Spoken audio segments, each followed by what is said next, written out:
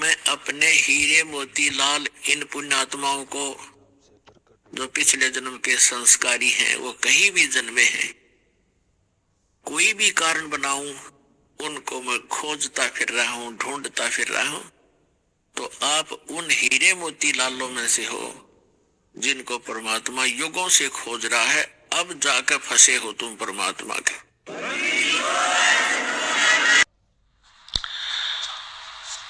इस प्रकार हम उस परमात्मा को प्राप्त करेंगे। तो यहाँ बताया है कि फिर क्या बताया है कि सभी ज्ञानों में जब तक हमें निर्णायक ज्ञान नहीं मिलता, पूर्ण संत नहीं मिलते, तब तक हम भक्ति भी करते हैं और साथ में भ्रमित भी रहते हैं, निसंशय नहीं होते। अब देखिएगा अध्याय नंबर 2 के श्लोक नंबर 53 में कहा है कि अर्जुन, तेरे नाना प्रकार के भ्रमित करने वाले ज्ञान से जब तेरी बुद्धि हटकर एक तत्व ज्ञान पर टिक जाएगी, तब तो तू योगी होगा। योगी माने साधक। तब तो भक्ति के योग्य बनेगा, भगत बनेगा। ये देखिएगा अध्याय नंबर 2 और श्लोक नंबर 53।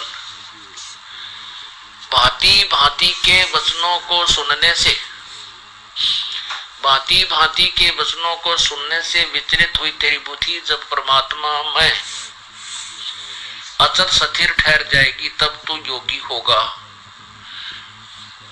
योग को प्राप्त हो जाएगा।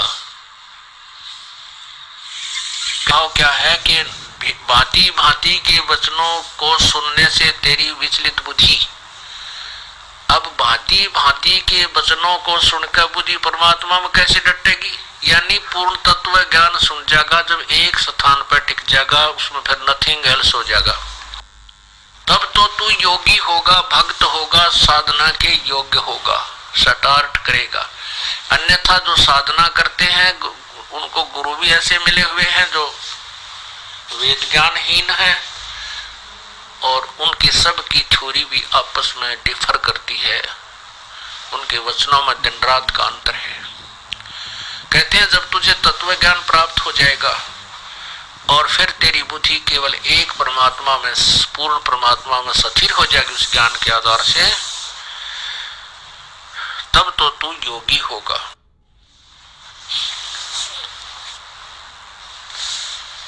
अब क्या बताते हैं कि ये हमारा जो शरीर है ये बहुत ही कमजोर है। हम इसी, ये तो एक दिन आपका जाएगा, ये नहीं रह सकता, और हम इसी की सुरक्षा के लिए और इसी से डरते रहते हैं कहीं हम मर ना जाए, हमारा शरीर खत्म ना हो जाए। कहते ये तो होगा, और इसको भी बचाना चाहता है तो मेरी शरण में आ। कबीर ये तन जावेगा, सके तो ठाहर लाए।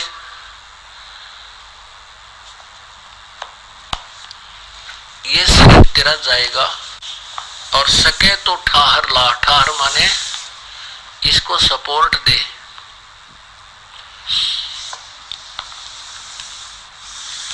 उसके लिए क्या सपोर्ट बताई है कि एक सेवा कर साधु की और गोविंद के गुण गा।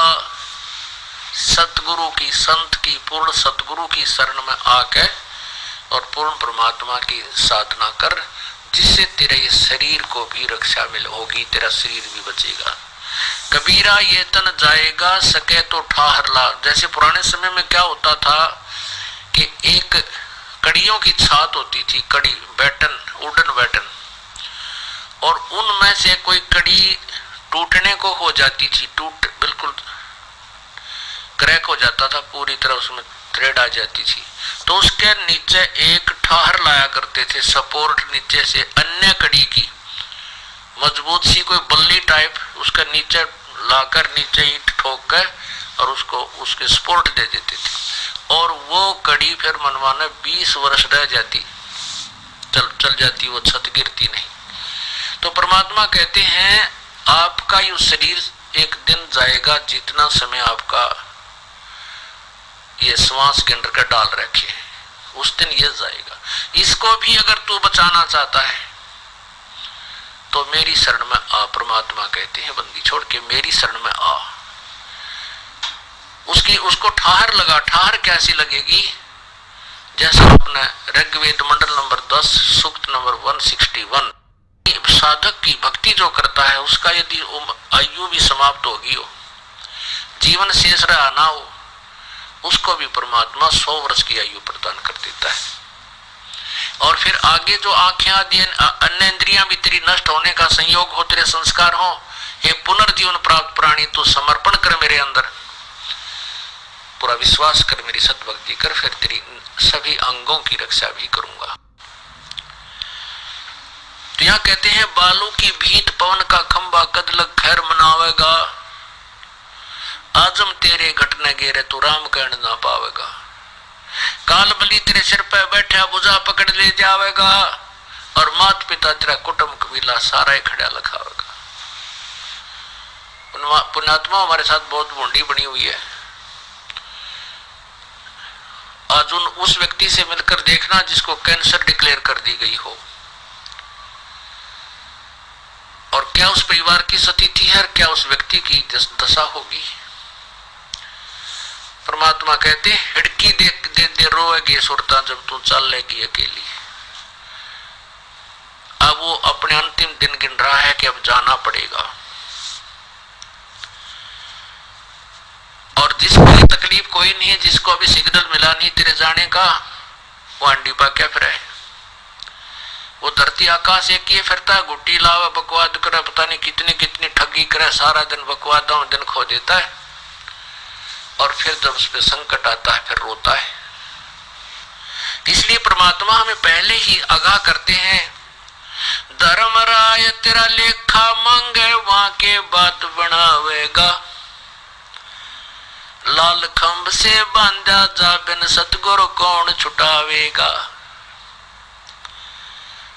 धर्मराय तेरा लेखा लेगा, वहां की बात बनावेगा। अब यहाँ तो कहते हैं भाई सत्संग में ना आया, कितने दिन में आया भगत? जी 6 महीने में आया।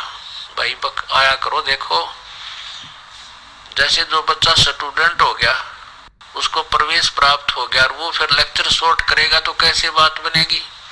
फिर वो इधर की उधर की बातें बनाने लगता है। ऐसे हो गया था जी, छुट्टी ना मिली, नो हो गया था, काम घना था,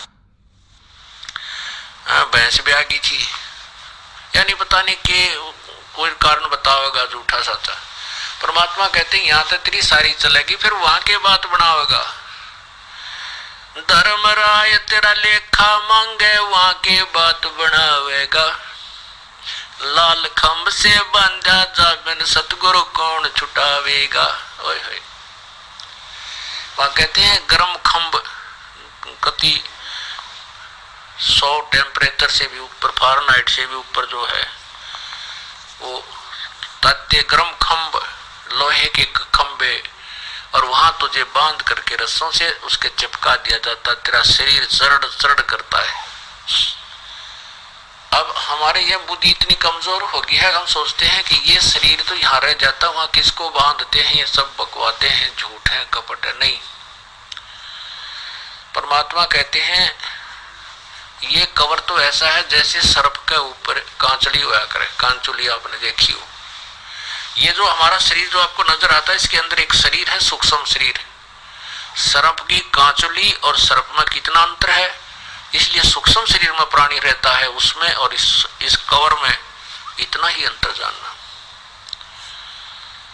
तो उस प्राणी को सूक्ष्म शरीर में सब दुख होते हैं, गर्मी भी, सर्दी भी, उसको मानसिक परेशानियां भी जो की तो रहती हैं, क्योंकि ऊपर तो एक कवर है, ये कपड़ा पहन रखा है हमने, जैसे इस स्थूल शरीर के ऊपर ये कपड़ा, इसके ऊपर अंदर जो सूक्ष्म शरीर है उसके ऊपर ये कपड़ा परमात्मा ने एक और हमारे मंड रखा है। तो उसमें हमें सभी कष्ट होते हैं।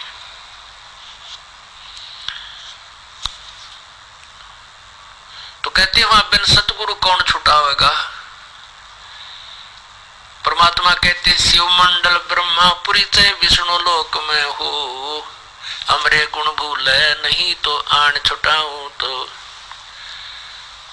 क्या होता है कि जैसे पुण्यात्मा किसी ने नाम ले लिया, महीने 2 महीने 6 महीने साल 2 साल रखा और फिर गफलत मार गया, अपना छोड़ छाड़ गया, कोई बात नहीं, तो फिर परमात्मा से कनेक्शन कट गया, उसके पुण्य भी हो गए और पाप भी साथ चलेंगे, वो दोनों भोगने पड़ेंगे उसको। तो ऐसा व्यक्ति किसी भी कारण से गफलत होगी उस टाइम, लेकिन गुरुद्रोही ना होया, गुरु में दोष निकाल कर वहां से नहीं गया है, तो उसको फिर परमात्मा उस नरक से भी छुटवा लाएगा। वहां भी जब वो याद करेगा कि हम सुना करते थे परमात्मा की वाणी महिमा की, गुरु जी परमात्मा ऐसे दया करते हैं, वहां से भी छुटवा लेते हैं। यदि हम वहां भी याद करेंगे तो भी परमात्मा आपको वहां का लाल खंभों से भी छुटवा कर लाएगा। जगत गुरु तत्वदर्शी संत रामपाल जी महाराज बताते हैं, परमात्मा को पाने के लिए उच्च जाति की अवस्था नहीं होती। जब परमात्मा काशी बनारस में आए थे, ब्राह्मण जाति उच्च जाति मानी जाती थी और यह धारणा थी कि यह जाति ही भगवान को प्राप्त कर सकते हैं और सत्य ग्रंथों का अधिकार इन्हीं को ही है। परमात्मा ये बताने आए थे, परमात्मा किसी जाति धर्म से बंधा नहीं है, क्योंकि सभी आत्मा इस परमात्मा की है। जो उसके विधान अनुसार साधना करेगा, परमात्मा उसी के साथ है। जगत गुरु तत्वदर्शी संत रामपाल जी महाराज फिर क्या बताते हैं, और गाय बंदी चमार का वह बोल रहा है जो दूध गौ से मिलना है, चाहे वह चमार के घर पर हो चाहे ब्राह्मण के घर पर, यह सच भक्ति चाहे कोई भी कर लो, उसे परमेश्वर का लाभ प्राप्त होगा। परमात्मा ने आकर यह ज्ञान हमें ये ज्ञान दिया। परमात्मा अगर यह यहाँ नहीं आते, हमें ये ज्ञान नहीं देते, हम तो यहाँ एक अपनी गलती के कारण फंस गए।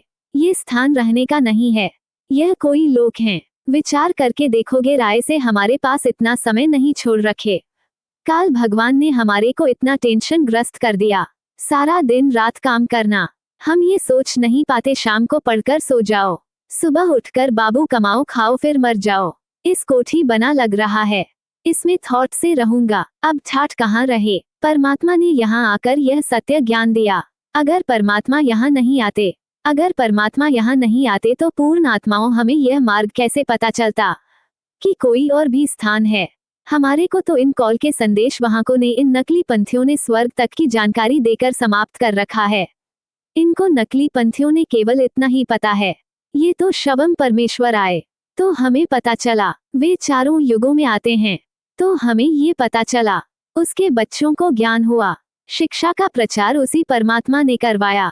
कलयुग में परमपिता परमात्मा कबीर देव नाम से प्रकट हुए थे। जगत गुरु संत रामपाल जी महाराज की जय। इस वीडियो को लाइक पर लाइक और सब्सक्राइब पर सब्सक्राइब करें, जिससे जगत गुरु का ज्ञान पूरे विश्व में फैल सके।